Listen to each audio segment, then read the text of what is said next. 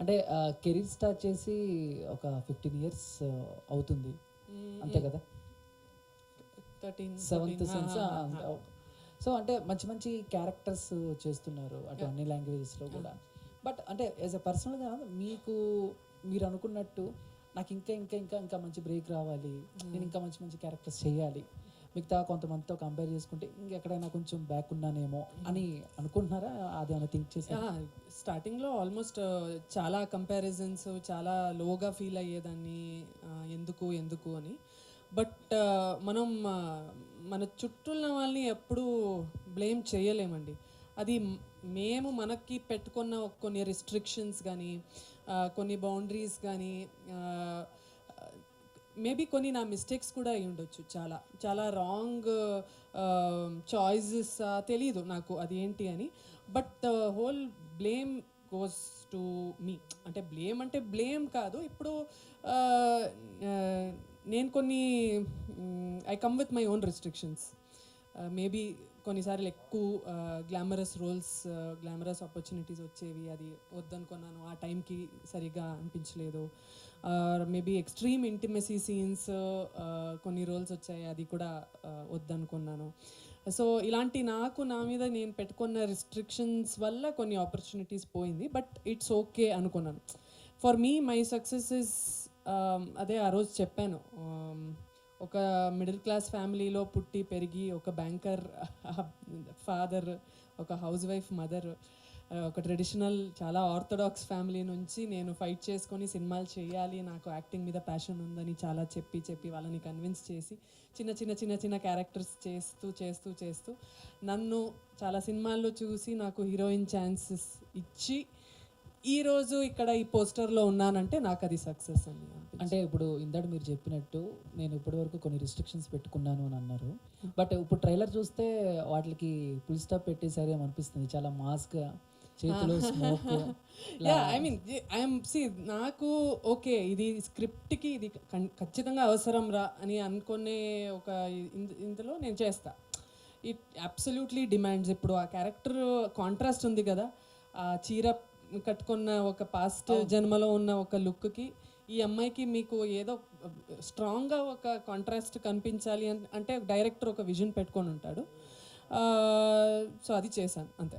అంటే 2 క్యారెక్టర్స్ అంటే ఇక్కడ మాకు ట్రైలర్ చూసి అర్థమైంది ఏంటంటే, ఇప్పుడు ప్రస్తుతం నడుస్తున్న జన్మలో అబ్బాయి మీ వెంటబడుతుంటే వద్దంటున్నారు, బట్ ఆ జన్మలో మీరే ఆయన్ని ప్రేమిస్తున్నట్టయితే అర్థం. సో చాలా ఈ 2 వేరియేషన్స్ చాలా డిఫికల్ట్. సో ఎలాగా ఏంటి? అది నాకు పెద్ద గిఫ్ట్. నన్ను ఎవరు ఒకటే లెన్స్లో, ఏ డైరెక్టర్ కూడా ఈ అమ్మాయి ఇలా చేసిందా, సో 10 సినిమాలు ఇలానే చేపిద్దామని ఎవ్వరు అనుకోలేదు. ఇంతకుముందు నేను చేసిన బాపు సినిమా కానీ, హత్య కానీ, ఫస్ట్ సినిమా సీతమ్మ వాకిట్ల సిరిమల్లె చెట్టు నుంచి, నేను శైలజ నుంచి, ప్రతి ఒక్క క్యారెక్టర్ ఇస్ డిఫరెంట్ అండి. సో నన్ను ఓన్లీ వన్ క్యారెక్టర్లో చూస్తూ అలా స్టీరియో టైప్ ఏ డైరెక్టర్ కూడా చేయలేదు. సో అమ్మాయిలో ఏదో పొటెన్షియల్ ఉంది, అది మనం యూజ్ చేసుకోవాలి అని, అది ట్యాప్ చేసుకోవాలి అని అనుకున్న చాలా డైరెక్టర్స్కి థ్యాంక్స్. సో ఇది కూడా చాలా డిఫరెంట్గా ఉండబోతుంది, నాకు చాలా ఎక్సైటింగ్గా ఉంది. దేవన్ గారు సార్, అంటే November 7th రిలీజ్ అవుతుంది. సో అదే రోజు ఆల్రెడీ వేరే 2 మూవీస్ ఉన్నాయి, గర్ల్ ఫ్రెండ్ అని, వేరే సినిమా అని. సో అంటే ఏంటి, ఏ ధైర్యంతో, కొంచెం వాటి కాంపిటీషనా, ఏ ధైర్యంతో వేస్తున్నారు వాటి మీద? సార్ మా ధైర్యం ఆడియన్సే సార్. ఆడియన్స్ సినిమా బాగుంటే ఎంత పెద్ద సినిమానా, ఎంత చిన్న సినిమానా, ఎన్ని సినిమాలు లాంచ్ అవుతున్నాయి అనేది దే డోంట్ కేర్ అండి. అన్నిటినీ బాగా ఆదరిస్తారు, బాగా సపోర్ట్ చేస్తారు.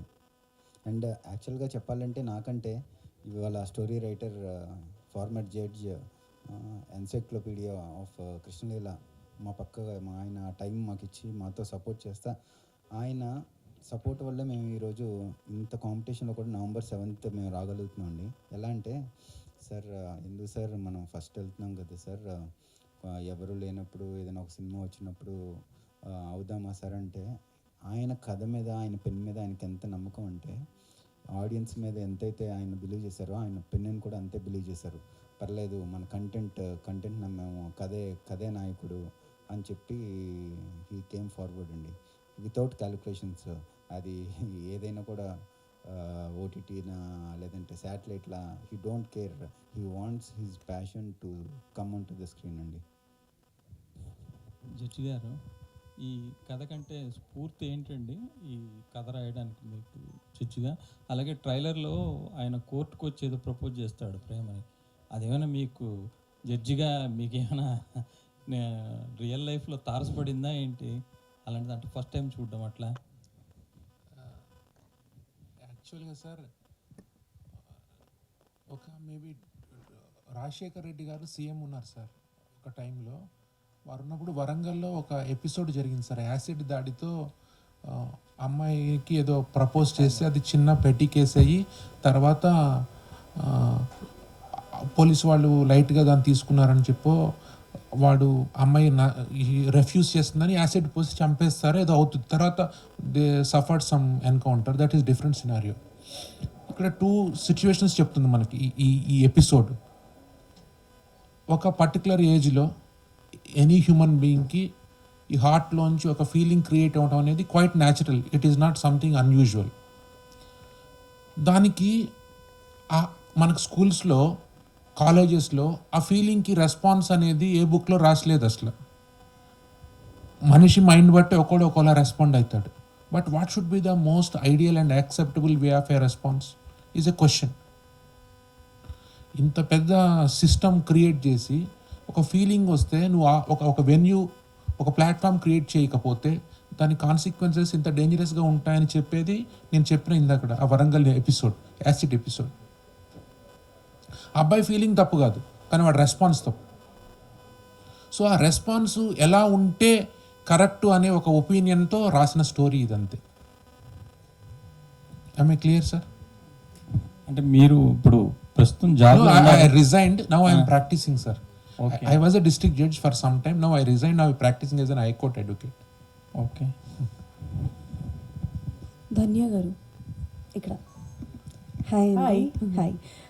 ట్రైలర్ చాలా బాగుంది, బట్ ఇప్పటివరకు మిమ్మల్ని డిఫరెంట్ షేడ్స్లో చూసాము. అంటే లైక్ యాజ్ యూ మెన్షన్, ఎప్పుడు ఫస్ట్ చూసిన క్యారెక్టర్ కాకుండా స్టీరియో టైప్ క్యారెక్టర్స్ మీకు రావట్లేదని చెప్పేసి, బట్ ఎప్పుడైనా సరే అంటే లైక్ ఒక నెగిటివ్ క్యారెక్టర్ లాంటిది అలాంటివి ఎప్పుడైనా చేయాలని అనిపించింది? బికాస్ నాకేమనిపించింది అంటే ఇప్పుడు ఈ ట్రైలర్లో చూసిన తర్వాత ఒక పవర్ఫుల్ యాంటాగనిస్ట్ క్యారెక్టర్ కానీ నెగిటివ్ క్యారెక్టర్ చాలా బాగుంటుందని. I hope this clip gets viral and directors చూస్తారనుకుంటాను. బట్ అది నా కోరిక actually.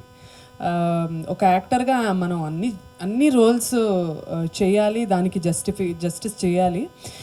So it's like a very big, నాకు ఒక ఆశ అంటే ఒక యాంటాగనిస్ట్ రోల్ చేయాలనేది, ఇంకా ఒక దేవుడు రోల్ చేయాలి, ఒక అమ్మవారి గెటప్లో చేయాలి అనేది, అండ్ ఒక బయోపిక్ చేయాలి అనేది నాకు ఒక పెద్ద కోరిక ఉండే.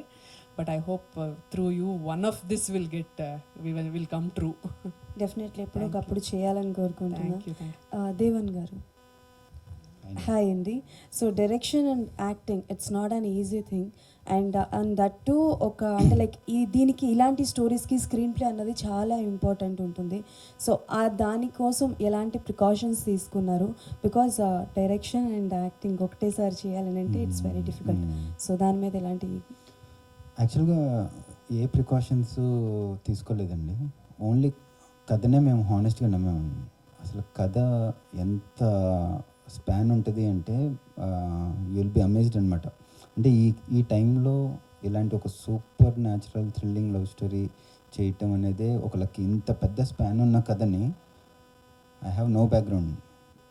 నేను నా వెనకాల ఎవరున్నారు ఎవరు లేరు అనేది ఏ క్యాలిక్యులేషన్స్ లేకుండా ప్రొడ్యూసర్ జ్యోత్స్న గారైనా స్టోరీ రైటర్ గారైనా ఇంత పెద్ద స్పాన్ ఉన్న కథని ఒక ఆపర్చునిటీ, బిగ్ ఆపర్చునిటీ, ఈ కథ మీదే, ఇందులో మీరైతేనే చేయగలరు అని ఒక ఆపర్చునిటీ విత్ నో బ్యాక్గ్రౌండ్ వస్తే how can we lose it? And first opportunity accept చేశాను, తర్వాత దీన్ని ఎలా చేయాలని చెప్పి ప్రతిరోజు వర్క్ చేసాము. Today we're here.